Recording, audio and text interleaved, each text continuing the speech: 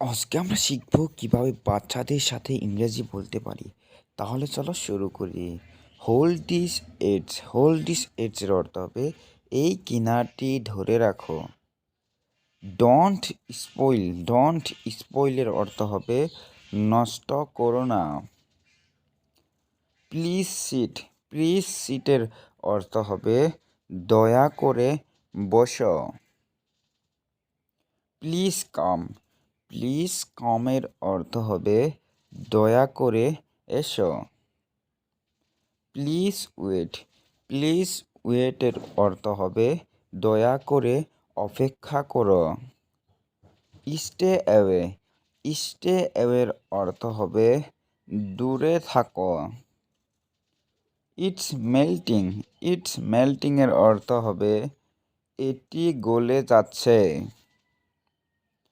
Hiding something এর অর্থ হবে কিছু কি লুকাচ্ছ। মেক ইট এর অর্থ হবে এটি তৈরি করো।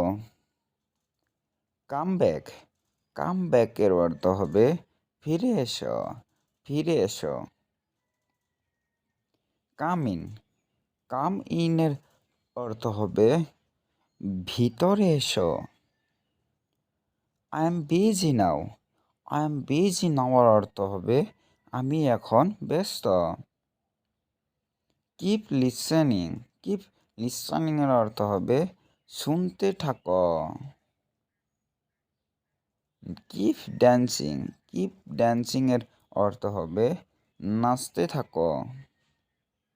কিপ অ্যাওয়ের অর্থ হবে দূরে থাকো। স্টে কুলের অর্থ হবে শান্ত থাকো। ইটস ইউজলেস এর অর্থ হবে এটা অকাজের। বন্ধুরা ভিডিওটা ভালো লাগলে সাবস্ক্রাইব করবে, লাইক করবে, তার সাথে একটা শেয়ার করে দিবে।